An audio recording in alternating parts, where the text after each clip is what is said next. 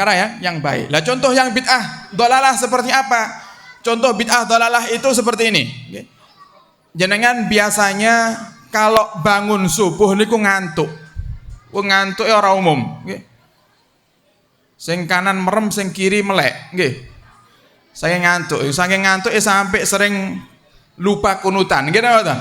Nah, lah ini kok ternyata di hari Rebu misalnya, jenengan bangun subuh lebih awal, mata ndak ngantuk, lebih semangat lagi jenengan mandi. Setelah mandi seger badannya, tiba-tiba adzan subuh.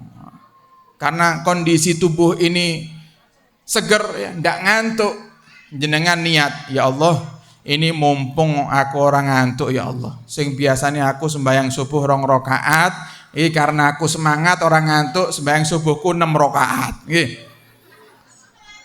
Nah, ini namanya bid'ah dhalalah. Bid'ah sesuatu yang baru yang sesat, mengganti-ganti syariat.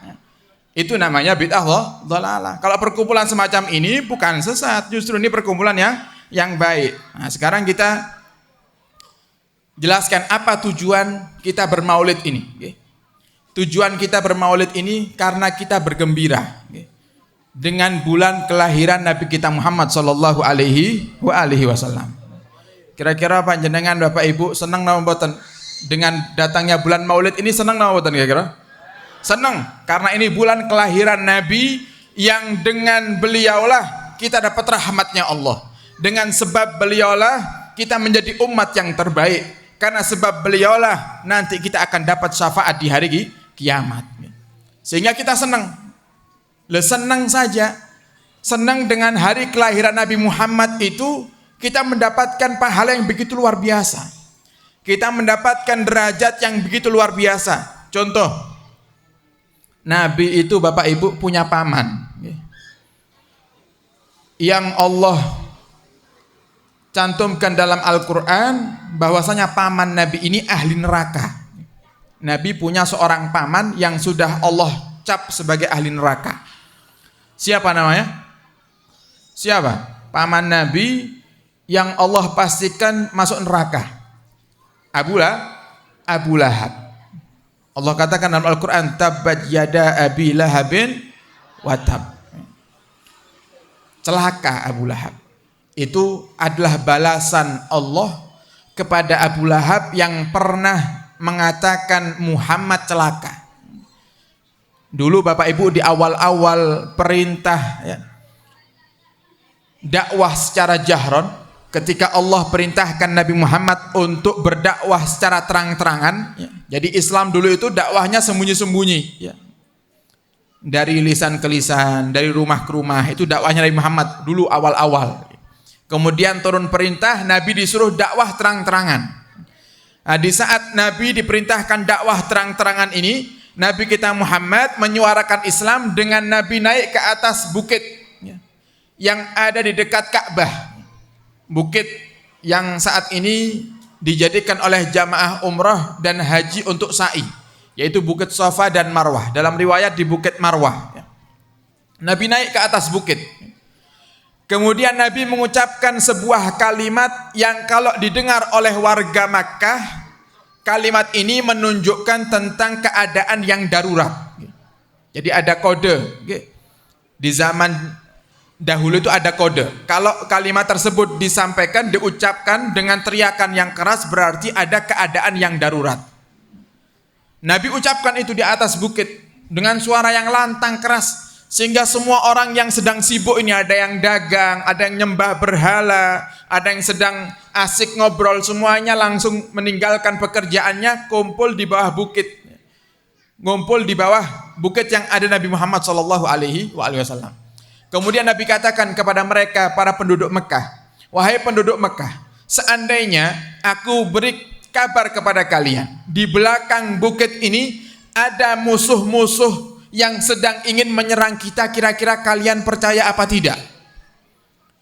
Nabi kabarkan, kalau seandainya aku kabarkan kepada kalian, di belakang bukit ini ada pasukan berkuda atau musuh-musuh yang bakal menyerang kota Mekah, kalian percaya atau tidak?